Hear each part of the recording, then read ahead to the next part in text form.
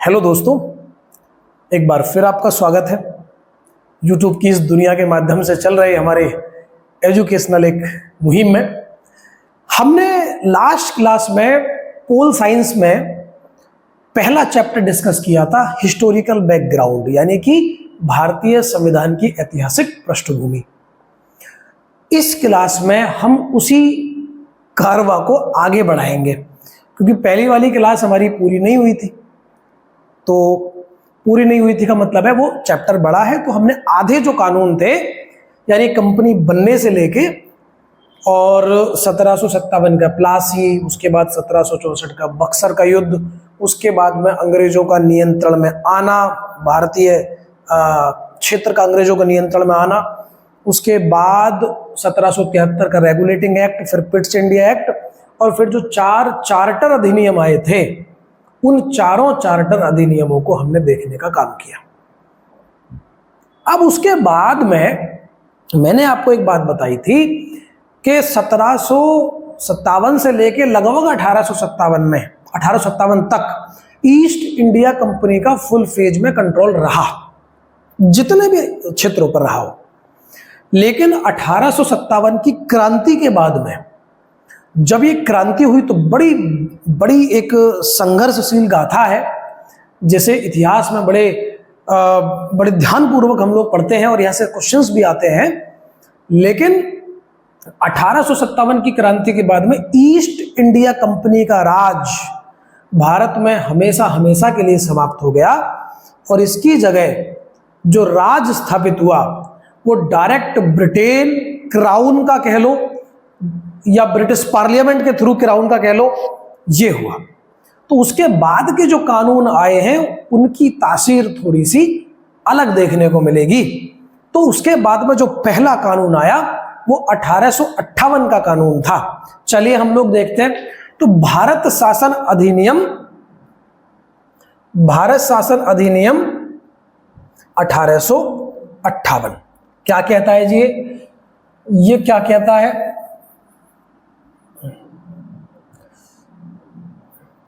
इसके तहत east India company का शासन समाप्त कर दिया गया और ब्रिटिश क्राउन को सारी शक्तियां हस्तांतरित कर दी गई।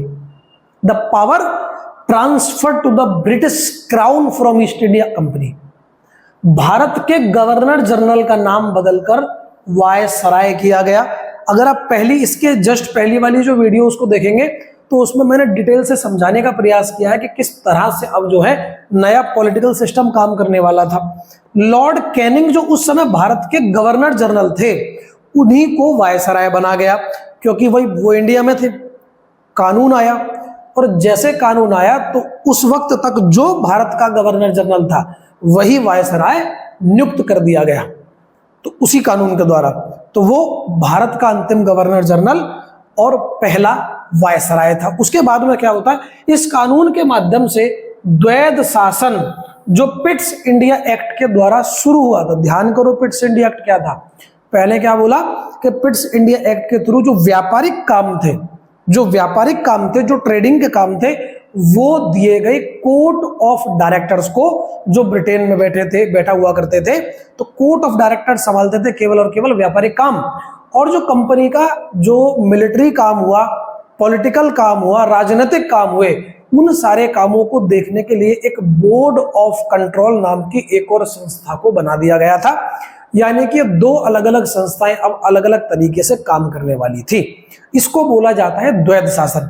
और ये द्वैध शासन शब्द आपको और भी कई बार देखने को मिलेगा। तो इसका मतलब ये है भाई, एक बार में समझ लो इसका क्या मतलब होता है।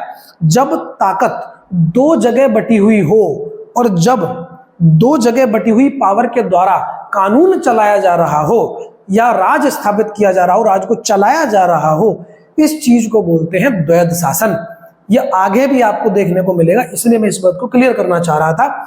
एक नए पद भारत के राज्य सचिव का सृजन किया गया, जो ब्रिटिश कैबिनेट का सदस्य होता था। और मैंने बताया था ना, 15+1 एक नई बॉडी बनती है, और वो बॉडी भारत में राजपाट को चलाने में मदद करने का काम करेगी। भारत सचिव की सहायता करने के लिए 15 सदस्यीय परिषद का एक गठन किया गया। ये वही 15+1 है जिसकी बात मैं आपसे कर रहा हूं। और लास्ट क्लास में मैंने जिसकी बात आप लोगों से करी थी। आइए, उसके बाद में अगला कानून आता है 1861 का कानून। ठीक, अब ये क्या कानून है जी? अगर आप बेसिकली 1757 से लेके 1857 तक के कानूनों को देखोगे तो उनमें एक चीज नजर आएगी कि अंग्रेज सारी की सारी शक्तियों को एक ही हाथ में, एक ही केंद्र में केंद्रित करते जा रहे हैं, एक ही सेंटर में उनको सबको लाते जा रहे हैं।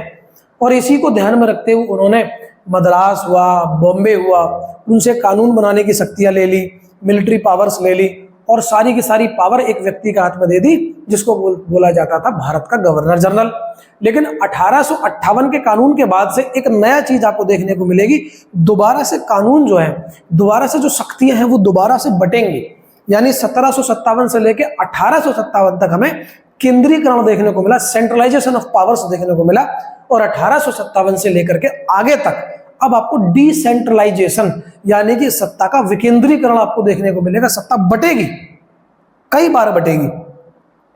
और एक और चीज ये थी कि अब अंग्रेज ये समझ चुके थे कि भाई जब तक हम राजपाट चलाने के दौरान अंग्रेजों को, जो भारतीय लोग हैं, उनकी भागीदारी सुनिश्चित नहीं करेंगे, चाहे वो नाम मात्र ही क्यों ना हो, वो केवल और केवल ड्रामेबाजी के लिए क्यों ना हो, सिर्फ बिठा के रखेंगे, डमी रखेंगे, लेकिन रखना पड़ेगा। तो इसीलिए उन्होंने तय किया कि भारत उस समय 1861 के कानून से 3 लोगों को, एक तो बनारस के महाराज थे, एक सर दिनकर राव थे और एक पटियाला के महाराज थे। इन 3 लोगों को उस समय के वायसराय के विधान परिषद नाम की संस्था में जगह मिली, लेकिन उनकी जो जगह थी वो केवल केवल सलाहकारी थी। और इसी के साथ में एक चीज और हमें देखने को मिलेगी, तो इस अधिनियम में प्रावधान था कि वायसराय कुछ भारतीयों को अपनी परिषद के गैर सरकारी सदस्य के रूप में नामित करेगा। गैर सरकारी सदस्य 1862 में लॉर्ड कैनिंग ने 3 भारतीयों को, बनारस के महाराज, पटियाला के महाराज और सर दिनकर राव को नामित किया, नॉमिनेट किया। मुंबई और मद्रास की जो विधायी शक्तियां थी, कानून बनाने की शक्तियां थी, एक बार उन्हें दोबारा से वो लौटाने का काम किया। विधायी शक्तियां बहाल कर दी गई कि भाई आप अपने रीजन के लिए ये क्षेत्र के कानून बना सकते हो। इस कानून ने पोर्टफोलियो प्रणाली को शुरू किया। पोर्टफोलियो प्रणाली का मतलब है उस समय पहली बार 5 बड़े विभाग बनाए गए। जैसे सैन्य विभाग हुआ, एक आपका पीडब्ल्यूडी विभाग कह सकते हो, वित्त फाइनेंस विभाग कह सकते हो। तो उस समय 5 नए विभाग बने, या कह सकते हो मंत्रिमंडल बने। तो पहली बार ये हमें देखने को मिलता है, इसको इंग्लिश में पोर्टफोलियो कहते हैं। और इस कानून से अध्यादेश जारी करने की शक्ति वायसराय को मिली। हमारे भारतीय संविधान में अनुच्छेद 123 123 है, जिसके माध्यम से भारत के राष्ट्रपति भारत में जब संसद का सत्र ना चल रहा हो तो अध्यादेश के माध्यम से कानून को पूरे देश पर अध्यापित कर सकते हैं। ऑर्डिनेंस कहते हैं इंग्लिश में। और इसके माध्यम से 3 तलाक लाया गया। इसके माध्यम से किसान जो 1 साल तक बैठे रहे थे, उसी अध्यादेश के माध्यम से लाया गया। तो अध्यादेश के माध्यम से कई कानून भारत में आए हैं। ये जो अध्यादेश की जो पावर थी, ये सबसे पहले किस कानून में आई थी? 1861 के भारत परिषद अधिनियम में हमको देखने को मिलती है कि इस कानून से वायसराय को एक पावर मिली, अध्यादेश जारी करने की पावर, कि वो जब चाहे किसी कानून को भारत में अध्यापित कर सकता है, उसको लागू कर सकता है। उसके बाद में जो कानून आया है वो है भारत परिषद अधिनियम। देखो, आया तो 1893 का भी है। उसके बारे में मैं आपको थोड़ा सा यहां बता देता हूं। एक कानून आया 1893 में। अब वो कानून क्या कहता है जी? 1893 वाला, वो कहता है कि अभी तक क्या था, अंग्रेज जो वायसराय थे वो खुद ही जिसको चाहे अपनी सहूलियत के हिसाब से उसको अपनी परिषद में जगह दिया करते थे। और दिसंबर 1885 में एक नई संस्था का जन्म हुआ जिसको कहा जाता है इंडियन नेशनल कांग्रेस, भारतीय राष्ट्रीय कांग्रेस। इस कांग्रेस के माध्यम से थोड़ा जन आंदोलन को तेजी मिली। इसके पहले भी बंगाल के थ्रू और भी मद्रास में भी कई संस्थाओं का जन्म हो चुका था, पंजाब के भी लोग एक्टिव थे, महाराष्ट्र के अंदर तो कई सारी संस्थाओं का निर्माण हो चुका था। तो धीरे धीरे इन सारी संस्थाओं ने मिलकर ये महसूस किया कि हमें एक राष्ट्रव्यापी संस्था को खड़ा करने की जरूरत है, जो इंडियन नेशनल कांग्रेस के नाम से बनी। तो अब धीरे धीरे मांग तेज होंगी। तो 1893 में एक काम हुआ कि अंग्रेजों के जो संस्था थी जहां पर भारतीयों को शामिल किया जाना था उस विधान परिषद के अंदर, अब यह हुआ कि भाई भारतीय लोग ही अपने हिसाब से इस विधान परिषद में चुन करके भेज दीजिएगा। यानी कह सकते हैं कि limited representation bye limited electoral, यानी बहुत सीमित प्रतिनिधियों के माध्यम से एक छोटे रिप्रेजेंटेटिव का एक तरीके से चयन किया जा रहा है, प्रतिनिधि चुना जा रहा है। ठीक, यानी यहां पर जो प्रतिनिधि चुना जाएगा, जो वहां बैठेगा वो चुनकर जाएगा, एक तरह से कह लो भारतीयों के द्वारा ही चुन करके जाएगा। और इनकी संख्या में भी बढ़ोतरी देखने को मिलती है। 2 थे, इसके बाद फिर आते हैं अपने कानून, उसी कानून पर हम लोग। उसके बाद देखो 1909 में क्या हुआ है, 1919 तक आते आते भारतीय इतिहास में बहुत कुछ देखने को मिलता है। शुरुआत में जो इंडियन नेशनल कांग्रेस के नेता जो थे वो थोड़े से नरम दलीय थे। नरम दलीय का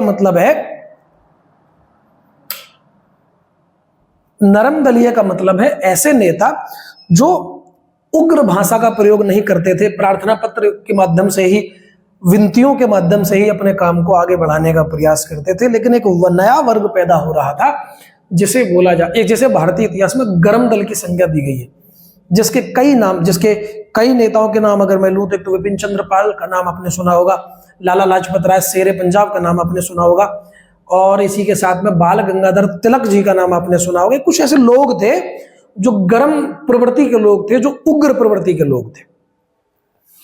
तो इन लोगों ने कांग्रेस के अंदर जो अंग्रेज थे, अंग्रेज देख रहे थे भारत के अंदर कि भारतीय लोग कांग्रेस के रूप में यूनाइट हो रहे हैं और ये भविष्य में हमारे लिए खतरा भी बन सकते हैं।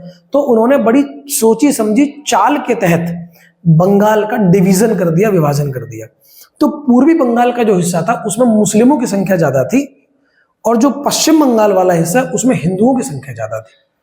कहा तो उन्होंने यही कि हमने प्रशासनिक सहूलियत के आधार पर इसको विभाजित किया है, लेकिन इस बात को सारे क्रांतिकारी जानते थे कि यह सिर्फ और सिर्फ छल है, धोखा है और कुछ नहीं है। भारतीयों को भारतीयों से लड़ाने की एक प्लानिंग है।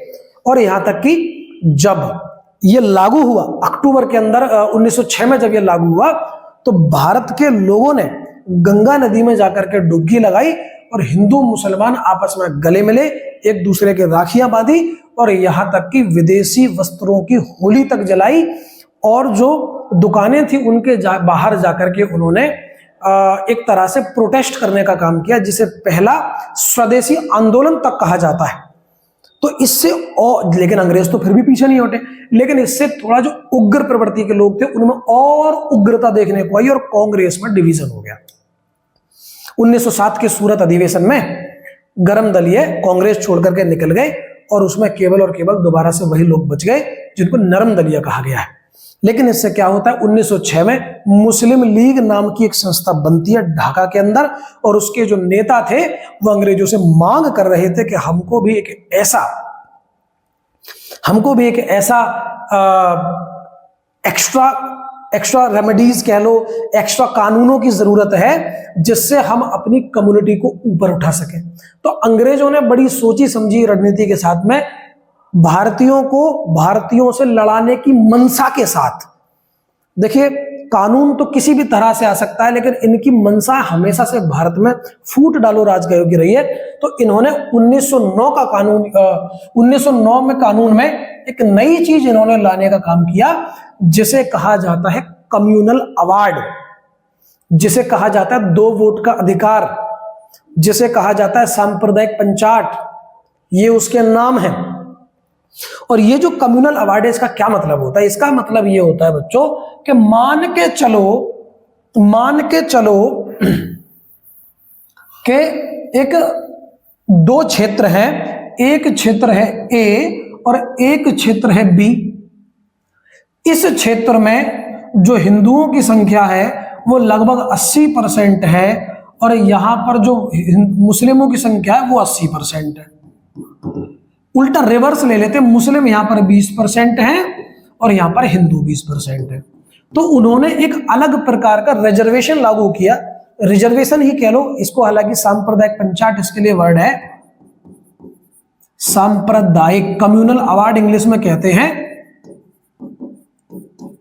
इसके माध्यम से बच्चों ये क्या कर रहे हैं, इन्होंने बोला कि ये जो बी वाला इलाका है जहां पर मुस्लिमों की संख्या ज्यादा है, इसको हम लोग आरक्षित कर देते हैं, रिजर्व कर देते हैं, इसको हम लोग रिजर्व कर देते हैं। अब यहां पर रिजर्वेशन का क्या दर रहेगा कि केवल और केवल ओनली मुस्लिम्स जो रहेंगे यहां पर वही तो वोट करेंगे, ठीक, वही वोट डालेंगे और वही चुनाव में खड़े हो सकते हैं, केवल और केवल मुस्लिम। यानी यहां पर जो 20% आबादी हिंदुओं की है वो एक तरीके से इन्होंने इनएक्टिव कर दी, अक्रिय कर दी, इनका कोई पॉलिटिकल एक्टिविटीज में कोई पार्टिसिपेशन नहीं रहेगा, जीरो कर दी। और दूसरी तरफ जो अनारक्षित जगह है वहां पर हिंदू भी खड़ा हो सकता है और मुस्लिम भी खड़ा हो सकता है, और हिंदू वोट भी डालेगा और मुस्लिम भी वोट डालेगा। इसको बोला जाता है सांप्रदायिक पंचाट, जिसने उस समय जिसने उस समय के भारत में एक तरह से सांप्रदायिक डिवीजन, एक तरह से धार्मिक उत्पाद की भावना को जन्म देने का प्रयास किया। इस अधिनियम के अंतर्गत पहली बार किसी भारतीय को, एक और बड़ी महत्वपूर्ण बात, दो तरह की बॉडी थी उस समय, एक है विधान परिषद और एक है कार्यपालिका। एक हो गई कार्यपालिका। तो ये जो कार्यपालिका है, जो मंत्रिमंडल एक तरीके से एग्जीक्यूटिव है, इसमें ये किसी भारतीय को शामिल नहीं करते थे। तो पहली बार था जब हमारे भारतीय व्यक्ति सत्येंद्र प्रसाद सिन्हा को यहां पर जगह मिली और सत्येंद्र सिन्हा साहब को यहां पर कार्यकारी संस्था यानी कि कार्यपालिका में यहां पर जगह मिली। इस अधिनियम के तहत पहली बार किसी भारतीय को वायसराय गवर्नर जनरल के कार्य परिषद के साथ में काम करने का मौका मिला, वो थे Satyendra Prasad Sinha. Very important question है। इससे पृथक निर्वाचन मंडल यानी कि कम्युनल अवार्ड सांप्रदायिक पंचायत की शुरुआत हुई। मुस्लिमों के लिए पहली बार पृथक निर्वाचन मंडल का प्रावधान किया गया और केंद्रीय विधान परिषद के सदस्यों की संख्या 16 हुआ करती थी पहले, उनकी संख्या 60 कर दी और संख्या बढ़ाने के बाद में इसमें रिप्रेजेंटेटिव जो है वो कई संस्थाओं का रख दिया, जैसे कि विश्वविद्यालयों, जमींदारों, chambers of commerce, presidency corporation, इनके लोग भी अब जो है विधान परिषद में लॉ मेकिंग बॉडी में शामिल हो सकते थे। जैसे विश्वविद्यालयों की तरफ से कोई चला जाएगा, जमींदारों की तरफ से कोई शामिल होगा, तो इस तरह के कानून यहां पर हमको देखने को मिलते हैं। इसके बाद में अगर हम बात करें तो इसके 10 वर्ष बाद में एक और कानून आया, 10 वर्ष बाद में एक और कानून आया जिसको बोलते हैं मोंगटेऊ चेम्सफोर्ड सुधार। और ये जो 1919 वाला कानून जो था, 1909 वाला जो कानून था, ये इसको बोला जाता है मार्ले मिंटो सुधार, क्योंकि उस समय लॉर्ड मार्ले और मिंटो जो थे, एक इनमें से दो लोग के नाम से कानून आया करते थे। एक भारत में वायसराय हुआ करता था तो दूसरा भारत सचिव हुआ करता था। तो उस समय जो मिंटो थे वो वायसराय थे और जो मार्ले थे वो भारत सचिव थे। तो इसके बाद में 1919 के कानून की तरफ हम लोग बढ़ते। इसमें आपको बड़ी कमाल की चीज देखने को मिलेगी। जिस सांप्रदायिक पंचायत की चर्चा अभी हम लोग कर रहे थे कि कम्युनल अवार्ड क्या चीज होती है, 2 वोट का अधिकार क्या चीज होती है, इसके माध्यम से अब 4 और संप्रदायों को कम्युनल अवार्ड दिया गया। पहली बात, वो कौन कौन सी है कम्युनिटी? एक है, एक सिख को दिया गया, एक एंग्लो भारतीयों को दिया गया, ये यहां लिखा हुआ है, एक सिखों को दिया गया, एक भारतीय ईसाइयों को भी दिया गया, जो भारत में ईसाई रह रहे थे, और जो एंग्लो भारतीय, बांग्ला लिखा हुआ है, एंग्लो भारतीयों को दिया गया। एंग्लो भारतीय कौन लोग होते हैं?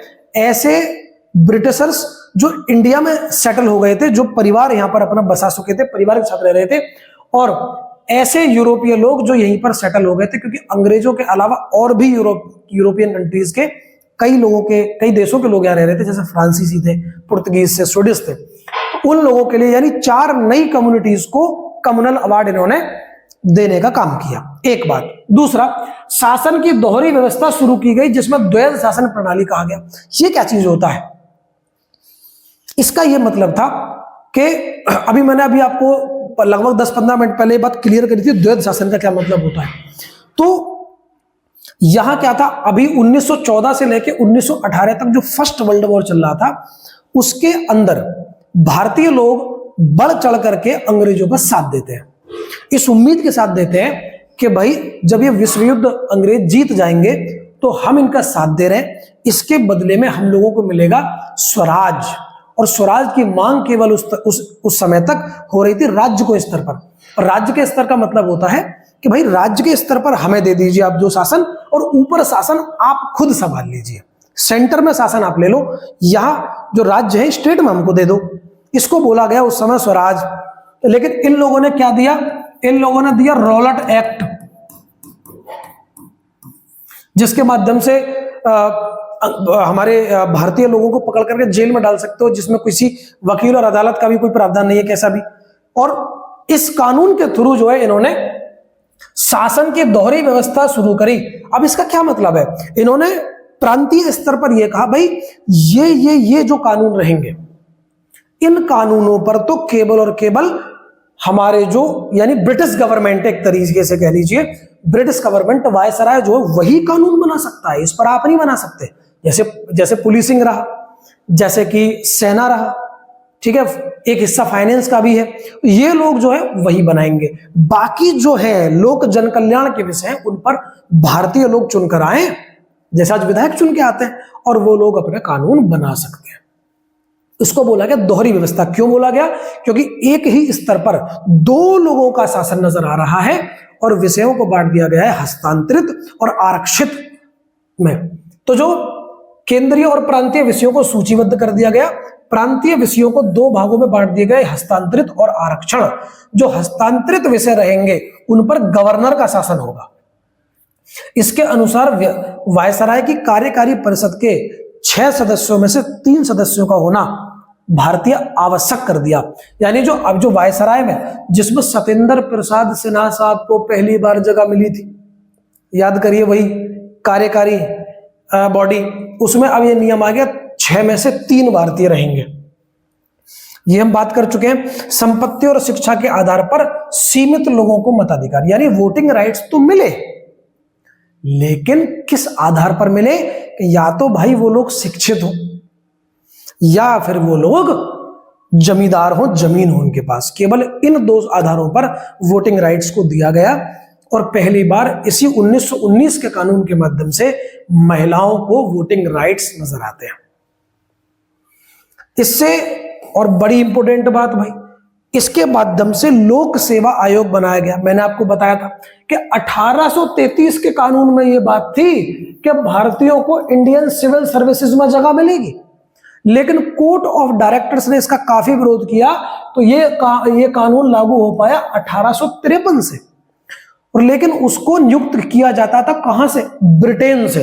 ब्रिटेन में परीक्षा होती थी, ब्रिटेन की संस्था जो थी वो करती थी नियुक्त और वही भेजती थी भारत में, और उसी की ट्रेनिंग की जिम्मेदारी थी। लेकिन एक नई संस्था बनाई गई, लोक सेवा आयोग। हालांकि बना तो 1926 में जाकर के, तुरंत तो नहीं बन गया, सेंट्रल पब्लिक सर्विस कमीशन, लेकिन इसी कानून के माध्यम से बना। और एक लास्ट बात मैं इसके बारे में आपको बताता हूं। इसी कानून में व्यवस्था थी कि भाई अगले 10 वर्ष में जो भी संवैधानिक सुधारों की मांग होगी उसके लिए कमीशन बनाया जाएगा, जो कमीशन बनाया जाएगा। और यही वो कमीशन था जो आया था, जिसका नाम था साइमन कमीशन, जिसके विरोध में लाला लाजपत राय की छाती पर डंडा लगने से मृत्यु हुई थी। और यही वो है जिसके साइमन कमीशन गो बैक के नारों ने पूरे हिंदुस्तान को गुजाया था। इसके अलावा फिर आते हैं भारत शासन अधिनियम 1935 में। इतना इंपोर्टेंट डॉक्यूमेंट है बच्चों ये कि अभी तक ब्रिटेन की पार्लियामेंट से इतना बड़ा कानून पास नहीं हुआ। The greatest law passed by the British parliament ever. क्या है यह? एक लंबा और विस्तृत दस्तावेज था जिसमें 321 धाराएं थी। बहुत बड़ा कानून है, 321 धाराएं बहुत हो जाती है। अपशिष्ट, अच्छा इसमें क्या किया गया? इसमें जी सबसे पहले बोला गया इसमें अखिल भारतीय संघ ऑल इंडिया फेडरेशन बनाने का जो है एक तरीके से प्रयास किया जा रहा है। और जितनी भी पावर्स थी, जैसे आप संविधान में देखते हो 3 तरीके की शक्तियां हैं, तो उसमें क्या होता है, जैसे एक संघ सूची हमारे संविधान में जिसमें सेंट्रल गवर्नमेंट कानून बना सकती है, एक राज्य सूची है और एक समवर्ती सूची है। तो 3 तरीके की सूचियां हमें नजर आती है। ये जो सूचियां हैं इसी तरीके का जो पावर डिवीजन है वो हमें नजर आता है। तो यहां पर भी विधायी शक्तियों को संघ, राज्य और समवर्ती सूची में भी डिवाइड किया गया। ऐसी शक्ति जो लिखित नहीं थी, अपशिष्ट थी, उसको वायसराय को दे दिया गया। इंपोर्टेंट लाइन दोबारा। अब क्या हुआ, इस कानून के माध्यम से जो राज्य थे, स्टेट थे, वहां पर तो पूरा पावर्स, पूरी के पूरे अधिकार दे दिए गए। किसको? राज्यों को। भैया आप संभालो। लेकिन सेंटर में बोल दिया गया हम भी संभालेंगे, तुम भी संभालो। तो यानी कि जो प्रांत थे वहां तो द्वैत शासन खत्म हुआ, वहां तो केवल भारतीयों का रहा। और जो सेंटर था, केंद्र के अंदर जो कानून है, अब वो वहां पर द्वैत शासन आपको देखने को मिलेगा। इससे मताधिकार का विस्तार हो गया, इससे मताधिकार बढ़ा। इसके माध्यम से संघ लोक सेवा आयोग, प्रांतीय लोक सेवा आयोग और संयुक्त लोक सेवा आयोग, ज्वाइंट पब्लिक सर्विस कमीशन बना। यानी सेंटर के लिए यूपीएससी, राज्यों के लिए एसपीएससी, और 2 राज्य मिलकर बनाना चाहते हैं तो जेपीएससी।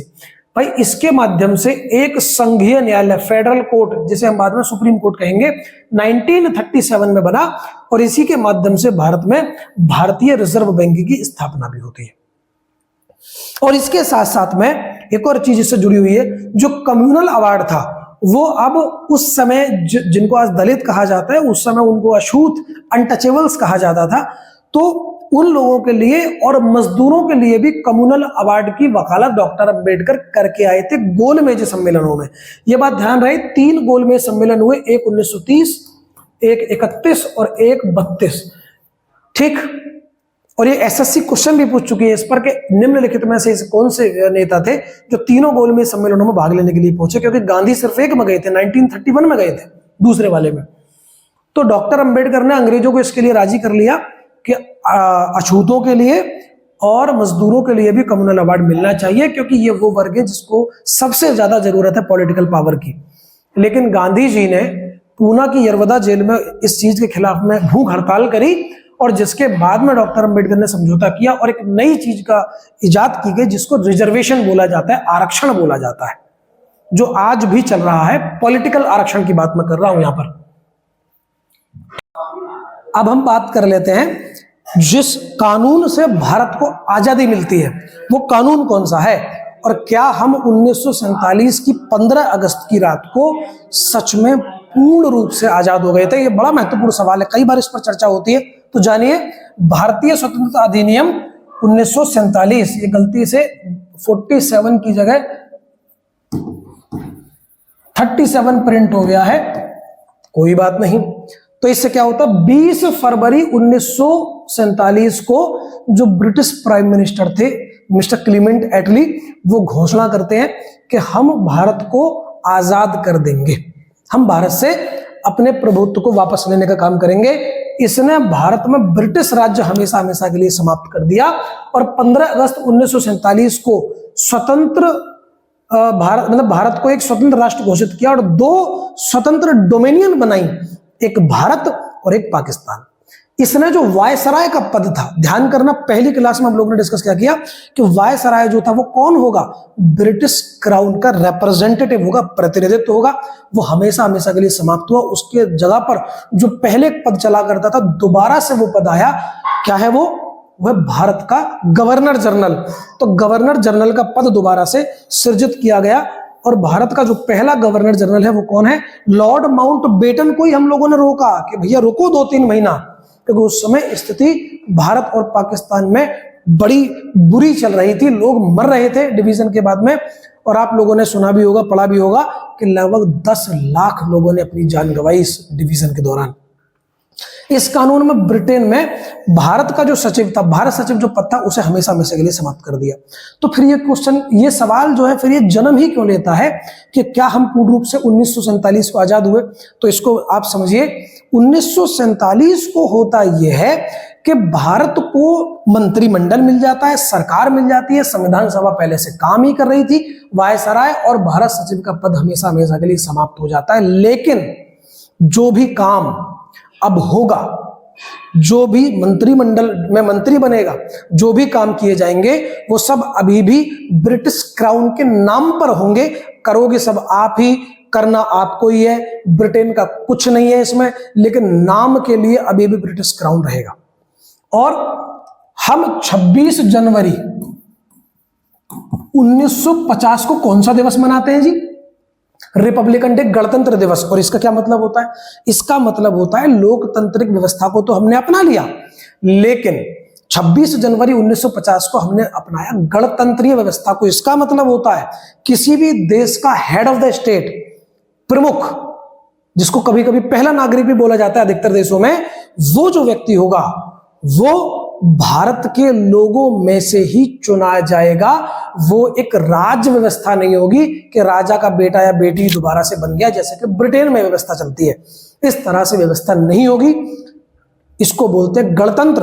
और भारत के पहले राष्ट्रपति डॉक्टर राजेंद्र प्रसाद बने, चाहे वो प्रत्यक्ष इलेक्शन हो या अप्रत्यक्ष बनेगा, भारत का व्यक्ति ही बनेगा।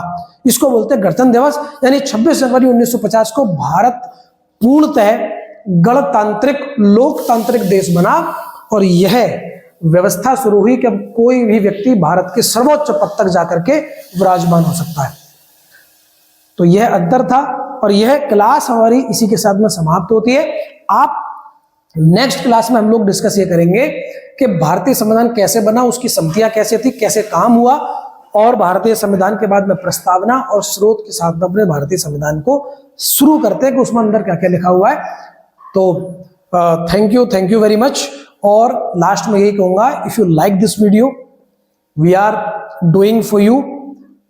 और अगर आप सच में इसको पसंद करते हो, अच्छी लगती है, तो अपने यारों दोस्तों को शेयर करके हमें भी थोड़ा मोटिवेट कर दीजिए।